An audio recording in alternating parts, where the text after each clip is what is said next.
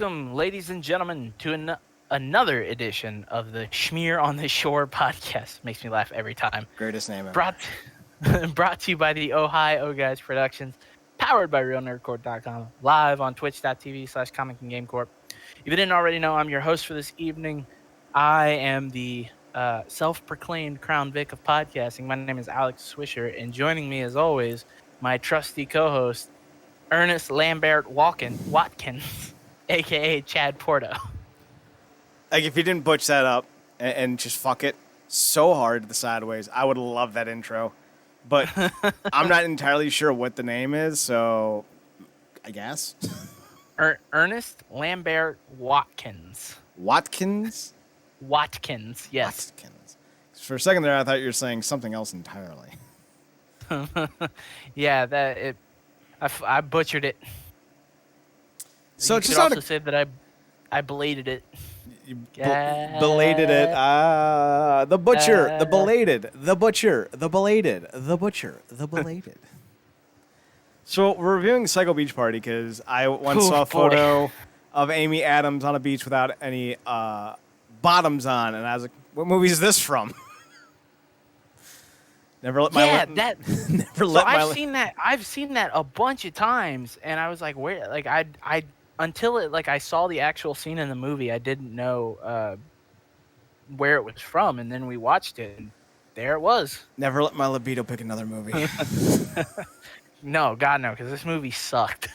So there were moments in it I genuinely enjoyed and I got a chuckle out of, but the biggest issue with this movie, and we'll get into like the actual nits and grits of it here in a second, is that it's so fast with the dialogue that you're often trying to think about what was just said, what was the message, the point, the implication 3 scenes later because of how quick everything is said. Yeah. And it's not like you don't understand everything. Like, the words, like, they're not speaking incoherently, but they're not breathing. Like, no one takes a breath. If you have a sentence of 30 words, they say it in one line, and then somebody else, and then, I'm still trying to figure out, because everything has like surf lingo, and you have to remember, this is a parody of a 1960s beach team movie. So like everything is in the 1960s vernacular. So that means you're having to remember like what old slang was used and all that nonsense, and you're trying to keep up with everything. But at the end of the day, it's like when you can actually take a breath and listen to the lines being delivered. So like I texted you when that was hilarious. I lost my shit with it. They just had their first murder.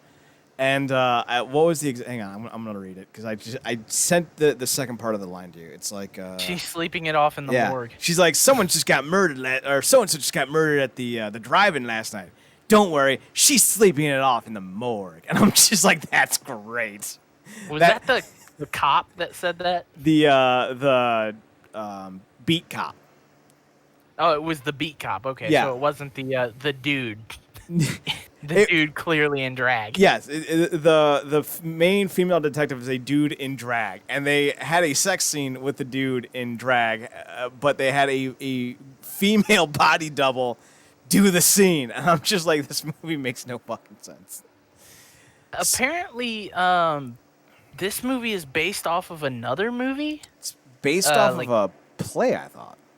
A play, yes. Yeah. It's called Gidget Goes Psychotic. It's based off of a play just called Gidget, I think. I think they may have changed the name. Yeah. Because Gidget was played. It was like a beach movie called Gidget, and they were gonna call it Gidget Goes Psychotic. And the guy that plays the cop was gonna Monica Stark. Yeah, it was gonna be Chicklet. Yeah, he originally played a character named Chicklet, I think. Mm-hmm. So in the Psycho Beach Party play, it was a play that ran from July of 1987 to 1988. He played Chicklet in that.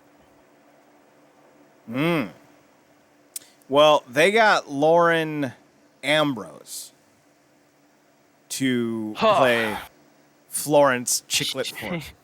She like I will not go on record by saying that any of the acting in this movie was good, but hers may have been the worst.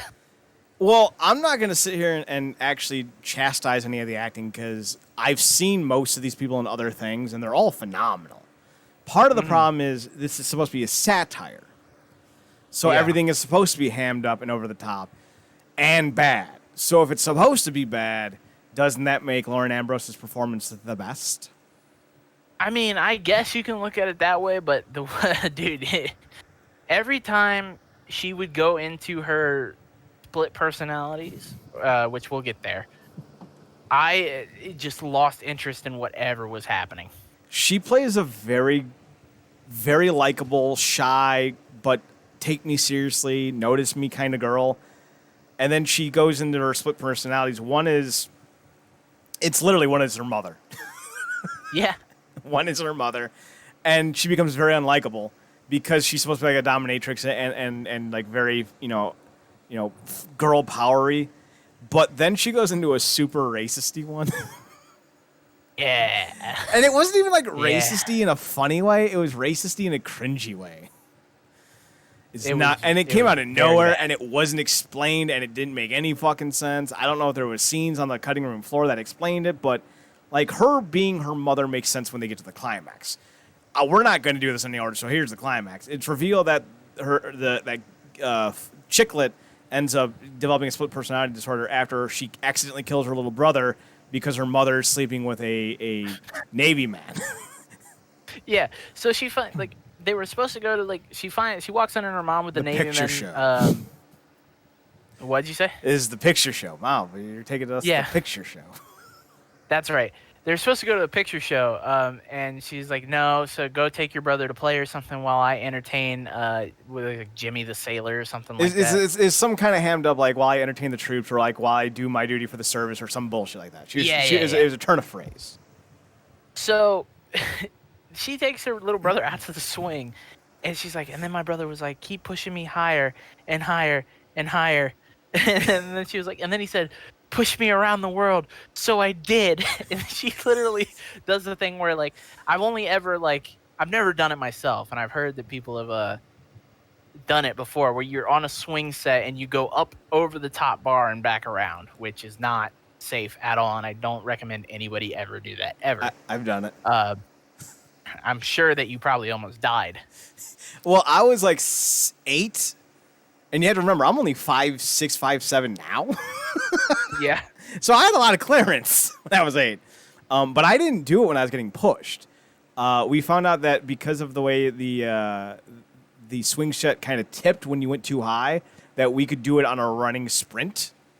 And that's exactly what I did. I put one foot into the little basket seat and then went up and over and nearly wiped out.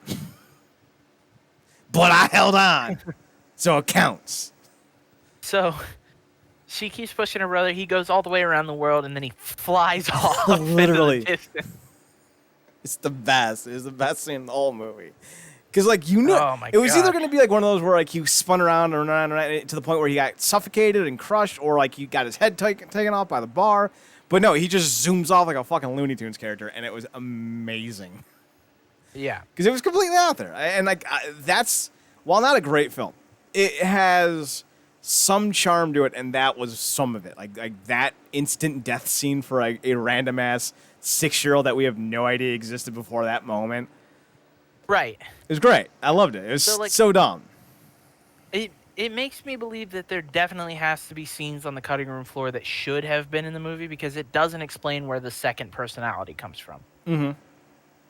And third personality, technically. The third, yes. The third personality comes from. Because, if you're going to...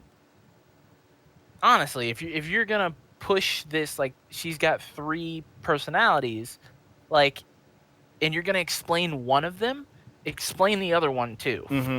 I agree. Yeah. Boy, this... don't get me wrong. The characters in this movie are actually pretty fun, besides Florence or Chicklet. I think she's my least favorite character in this movie. She might be my favorite, personally. To me, it's just besides being the center of the story, she just offers no like substance. Whereas all the supporting characters are the gags, and that's what like I'm definitely watching this movie for. So Chicklet's best friend is Birdine. Birdine does not hide at all that she is in love with Chicklet. No. She refers to her as her best friend and soulmate. At one point, she leans in to try to kiss her. She's clearly in love with Chicklet, but she's also just so needy that she makes her some of the best bits, especially when they bring in what's the name of the Rhonda? Who's the celebrity? Bettina. When they bring in Bettina, Birdine becomes like the personal secretary, and there's a great scene where they're doing like a seance, and Birdine is just faking this Bettina's faking this fake orgasm from a ghost, and then fucking Birdine in the middle of everything goes, "Oh, I forgot something for the ritual," and then everyone's like, "Oh, Birdine, we didn't need it. It was so good already." So she's very much the wet napkin of the group, and I found that very fun. Nicholas Brendan of Buffy fame played Starcat. Great name, terrible person. He's dating Amy Adams. Dude, we'll describe this Amy Adams as Perk Angle, and if you don't understand the Perk Angle reference, you don't need to. Don't worry about it. Dude, this whole movie, I'm like, okay, I get what this guy's supposed to do. He's supposed to be the one character. He's supposed to be the male character in this movie that's in touch with his feelings and like is supposed to be different from all the other guys. You know, all the other jocks who just want to surf and do cool shit and hang out with babes. I couldn't get over the fact that this dude's name was Starcat.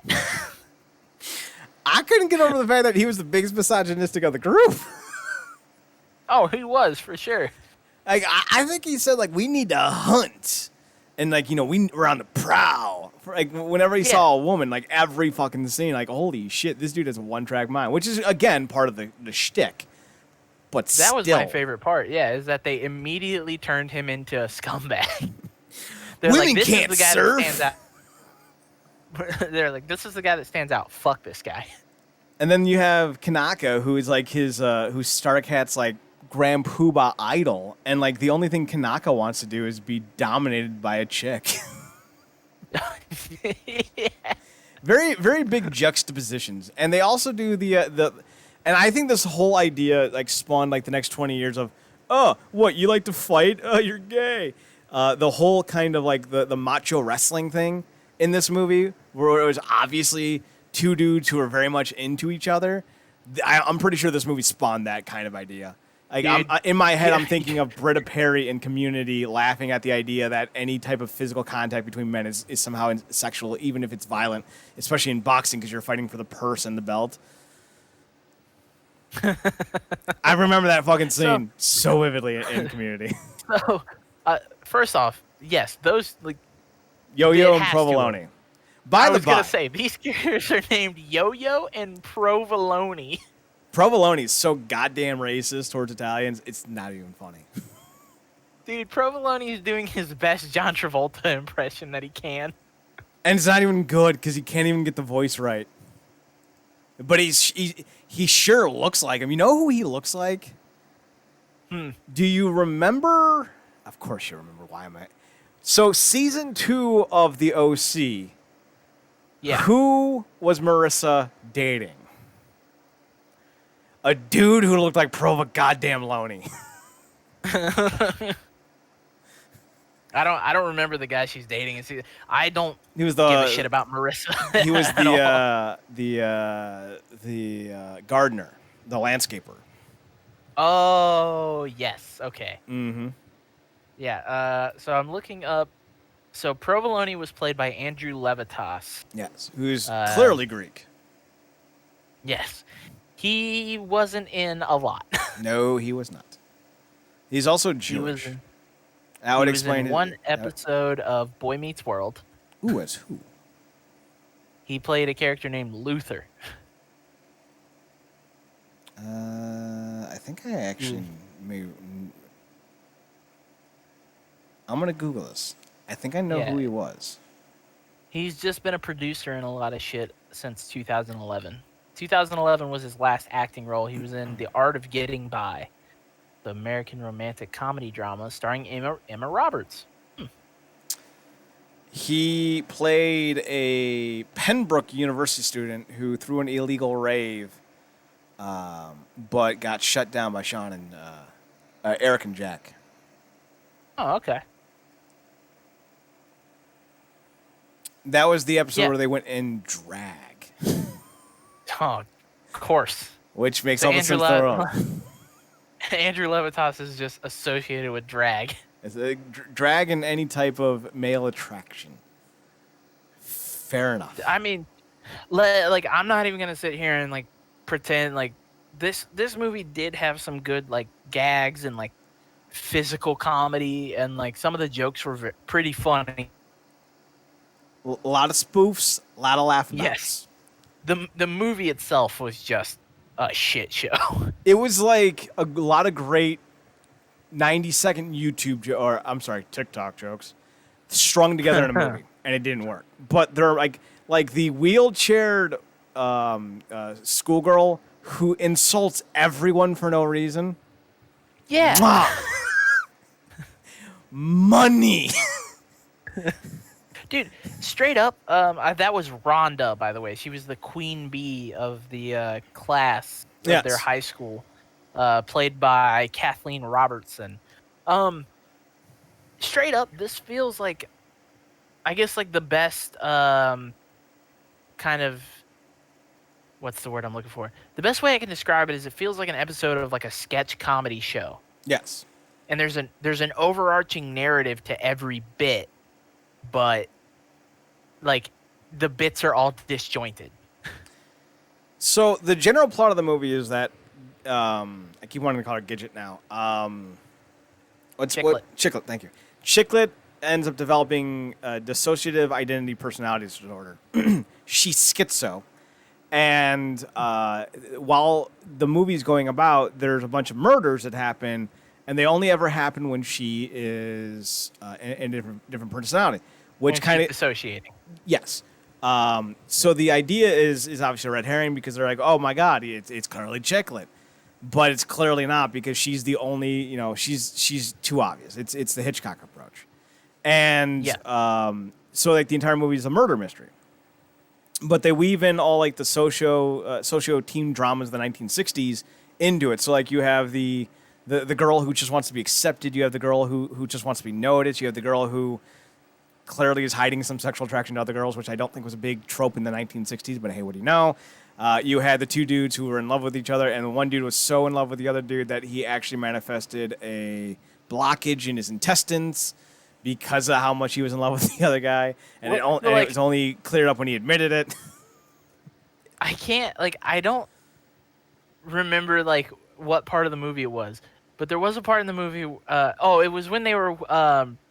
The captain brings them into the station and is like, the killer is obviously targeting people with disorders or people that they don't perceive as normal. So is there anything that you guys are hiding that we should know about? We're trying to keep you safe. And Yo-Yo points at Provolone and says yeah, Provolone's been backed up for 67 days. No, that was Starcat. That was Starcat. Yeah. He's like, he hasn't done anything in 67 days. Yeah. And then Yo-Yo tries to express himself, but Provolone shuts him down and takes off. Yeah.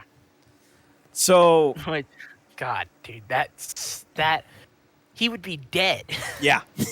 Yeah, he would. So basically that's the general plot of the movie. Like it's not really that creative, but it works on some levels, but not altogether. Now, I don't actually know. So the murderer ends up being a fake Dutch transfer student, and there's like a whole subplot. Yeah, there's a whole subplot about how this one family that lived on the beach was murdered by one of the sons, and he got sent to a psychiatric care facility. And it's revealed that that kid ends up being Lars, the exchange student. And he's targeting people who aren't perfect.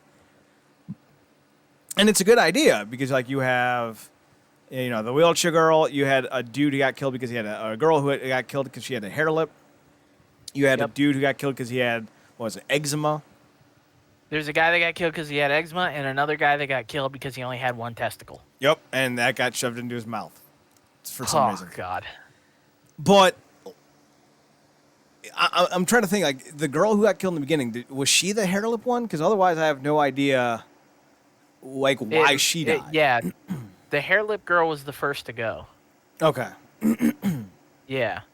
So that was the girl at the drive-in. I'm pretty sure.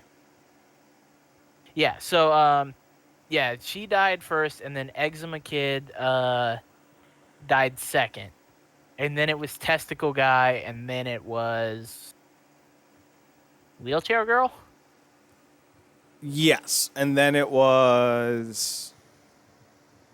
Was there more than 4?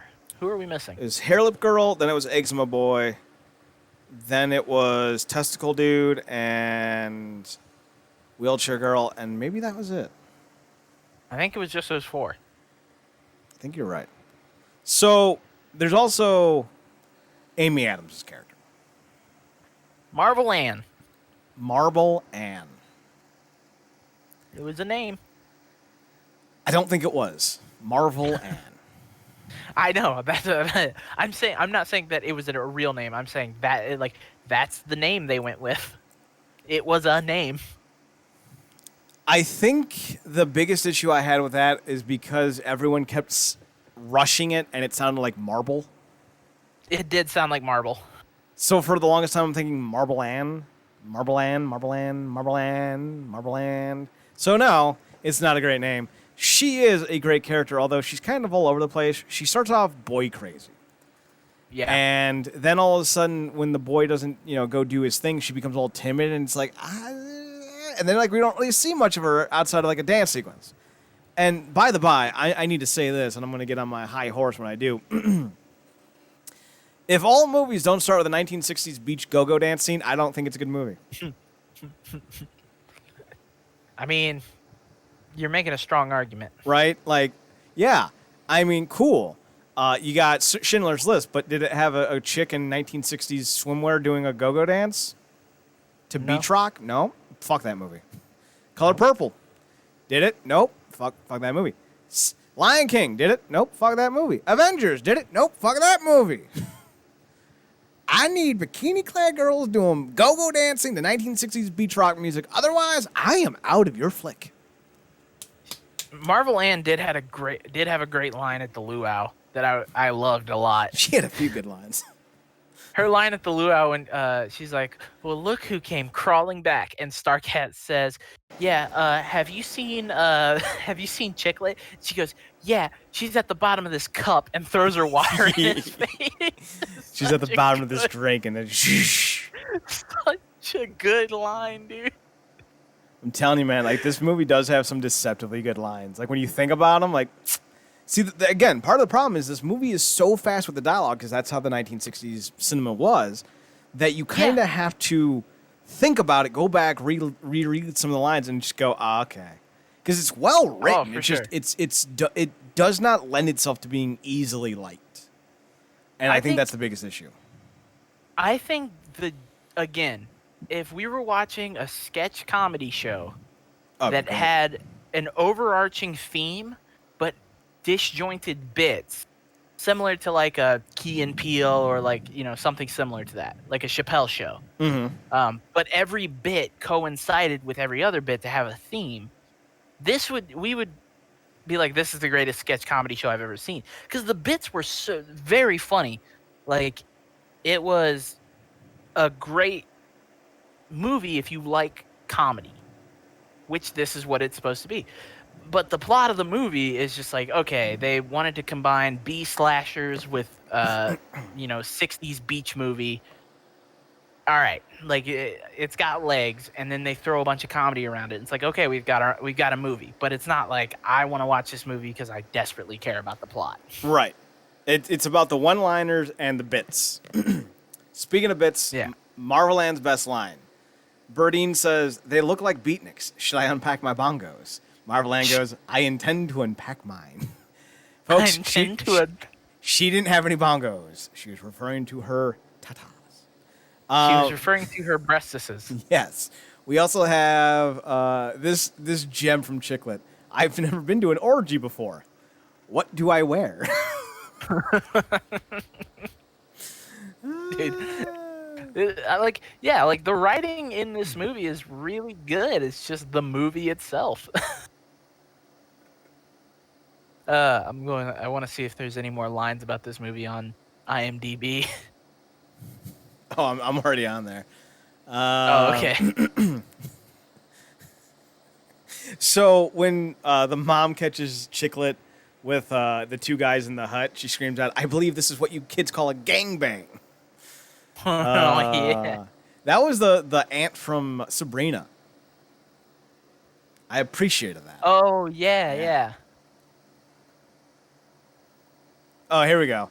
Kid, to Chicklet from Starcat.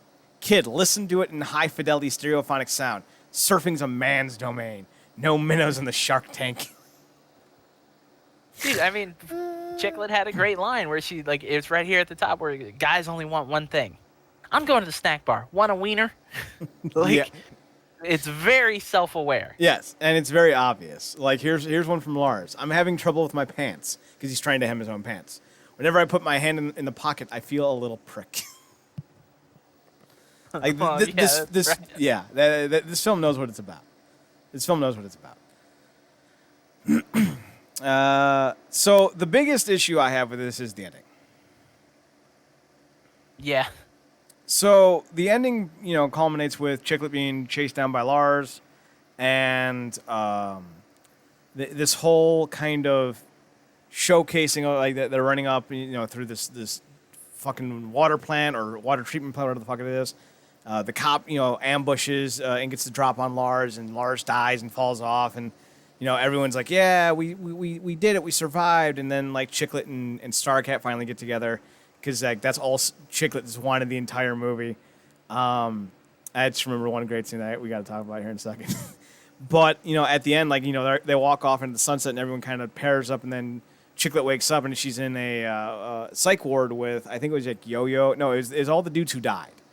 The two guys who died, and then the chick in the wheelchair who died, straps on like the electroshock and jolts her, and it's made to imply that she is in fact crazy and she was the one who committed all the murders.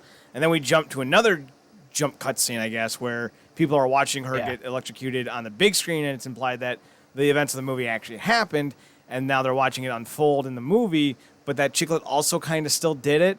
And they're like, this is so dumb, this isn't believable. And they're like, well, it's based off a true movie. And then Chicklet emerges from the back seat and stabs the dude in the chest. I have no fucking idea what the hell this movie was at the end. And I think that killed a lot of it. Yeah. I just got a text that some people are on their way over. So we got like 10 minutes.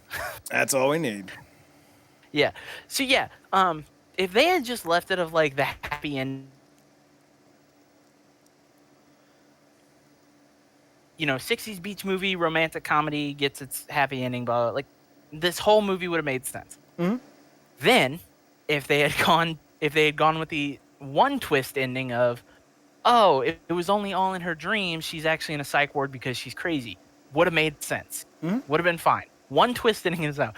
They decided to throw in a second twist ending where they go off and live happy ending, but it's actually her in a psych ward and she's crazy, but none of it was real because it was a movie.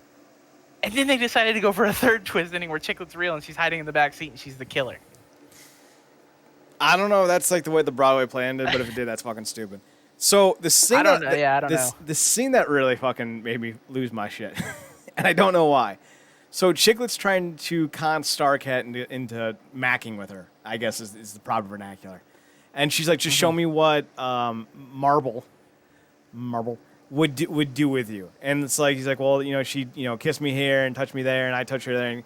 And like they lay on the beach together, and they start, and then he gets like super fucking vulgar with it.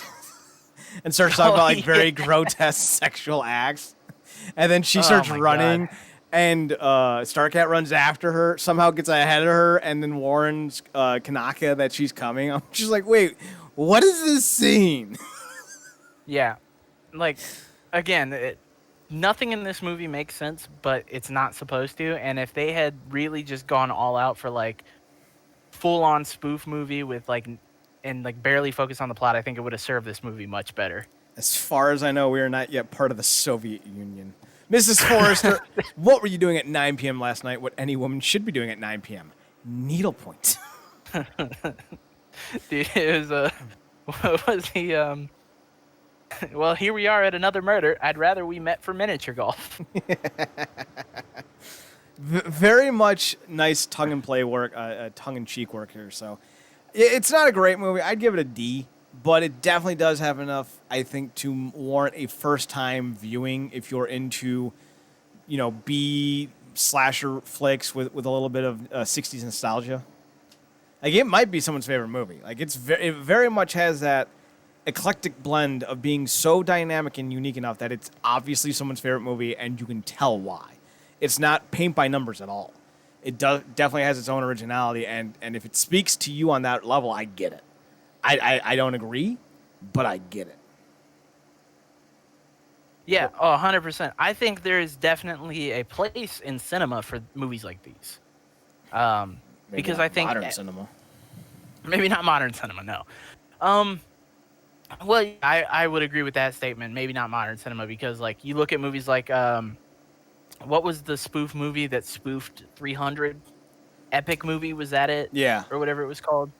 Yeah, like, I definitely don't think that works in modern cinema. But, like, these movies still, like, I feel like Psycho Beach Party should hold a space in media history because I think for what it served to do, it was really funny and really well written, and the dialogue was very funny, if too fast paced. Yes. Can we just also point out that there's at least 4 or 5 scenes of Chicklet standing in front of a green screen trying to surf?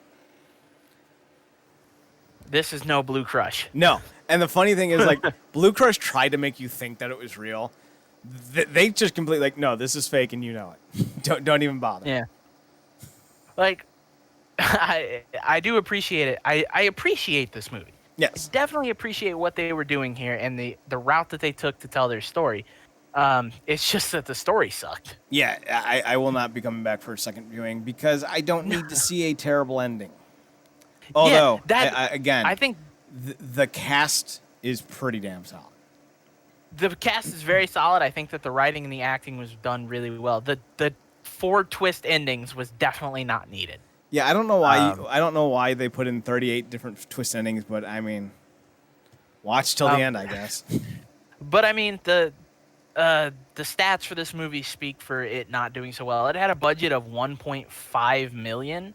This movie made, I think, about $280,000 at the box office. And you got to see Amy Adams' butt. Yeah, you did. The world is not a fair place. Apparently, according to IMDb, if you watch close enough, there's a scene in the goof section. It says there's a scene where you can see a flesh patch when she's trying to cover herself up for the first time. So. Nope, I did see that. Trust me, I saw that. So this movie had a budget of $1.5 million, and in the box office, it made $268,000 and $268,117. That ain't good. No, it was not good. But I honestly, I'm sure you found it for free somewhere. Obviously. Yeah, it's on Amazon Prime for $2.99. Did you pay for this? I rented it. Yeah, for 3-day rental, for $3. Like, even if you didn't pay for it, you paid for it. Yeah, like $3. I'm gonna tell everybody this. I think people should see this movie once. Yes. I think because it's a barometer on what you're gonna enjoy in life. Either this movie's gonna speak to you on a level, or it's not. This movie is designed to be that. Yes. It might help explore some things. So before we sign off, I will say I was on Tubi last night. Have you heard of Tubi? No. It's free Netflix essentially. And I was just looking to see what they had because I was just at the point of my night where I was looking for something to do. And I was like, I haven't watched the VHS movies. Have you ever seen those? The horror anthologies? No, I haven't. They, like, all three of the movies aren't good, but unlike Psycho Beach Party, which is like a bunch of segments put together, VHS is a bunch of segments put together. And some of the segments on these movies are really good. The one that I wanted to rewatch again was called, what was it? Siren, I think. It was about a dude who meets a girl who's like really shy and meek and cute and whatnot, but she's a succubus, like an actual succubus. Mm-hmm. And I was like, I heard that they spun it off and did a movie, so I went looking for that and watched it. It was called Siren. It's not bad. It clearly made under, a specific amount of money that was not palpable, but likable characters. The leading lady who played the succubus is too gorgeous not to be infatuated with. She plays a nice blend of seductively sweet and psychotically murderous all in the same blend because she's a succubus, so of course those are her two fucking emotions. Right. That's what she's made to portray. Exactly. Special effects aren't great, but it's definitely worth a watch if you're a fan of horror movies. But watch the VHS series. Like, if you're a fan of horror flicks, I'm not. So, like, there's several in these that are really good, especially in Viral and the second one. Those are probably the two weakest of the films. There's some definitely good ones in those as well, but don't bother watching the entirety. Like, IMDb or Wikipedia or Reddit or whoever will tell you which ones are the best segments, so check those out. Next week, what are we doing? Love at the Shore. So next week, Love at the Shore, one of my favorite Hallmark movies. We will be rounding out the month of August, so we will be with you on Friday, hopefully the 28th. Yes, we will. To round out the month of August with our Schmear on the Shore podcast. And then after that, in September, I believe September 4th, which is the Friday after next, we will be starting Community. We will be doing our Back to School series. First working title. Fools for Schools. Not going with it necessarily, but just let it percolate and see what you think. The Fools for Schools podcast. I don't hate that because it's not bad. If we call it the Fools for School podcast, I can start off every episode by going back to school to prove to Dad I'm not a fool. I don't know what that's from. I'm assuming it's an Adam Sandler joke, so no. You nailed it. It's an Adam Sandler joke. It's from Billy Madison. Okay. See, that's what I was thinking, but I haven't seen that movie in 20 years because that movie does not need to be out of the 90s. I mean, all of his movies don't come from anywhere except the 90s. He's got one movie that's kind of good that's not a typical 90s movie, and that's The Longest Yard. His movie, the one about diamonds, straight out of 2000. Everything about that movie, like Uncut Diamonds or Perfect Diamonds. Uncut Gems. Uncut Gems, yeah. That movie's straight out of 2000. Like, he only just came out of the last century. Dude, not. So here's the thing. I watched that with my girlfriend months ago, like 4 or 5 months ago, maybe now. Straight up, it's a good movie. The ending ruins it. So every time you say straight up, I think of Paula Abdul, and I hate you. I was gonna start singing a Paula Abdul song, but I can't. You mean the only one? Yeah. What's the Paula Abdul song? Straight up now, tell me, don't you wanna love me forever? Ow, ow, ow. I think that's how it goes. I wasn't sure. That's why I kind of hesitated for a second. Oh, don't you wanna love me forever? Yeah, yeah. Ow, ow, ow. So bad. realnerdcorp.com, RealNerdCorp.com, Twitter, NerdCorp, Instagram, Real NerdCorp. Swish, where can they find you at? You can find my personal stuff. You can find my Twitter at X2000Gregs. That's X2000Gregs. And you can find my Instagram, 2000Gregs, 2000Gregs. Gonna be fucking paying that joke off for the next however long I keep those names. Chuck, Trent, notice me, please. Chad, where can they find your personal stuff? You can find me on Twitter at Chad NerdCorp, ChedNerdCorp, and on the Instagram at Chad's Photo Hut. I think that's about it. I'm sure you can find us over on other sites and whatnot. So, big one is Real NerdCorp. Oh my God, Chad, we're out of time. Chad, we gotta go. Wrap it up. We gotta go. thank you all for joining us, ladies and gentlemen. We'll see you next week. Goodbye.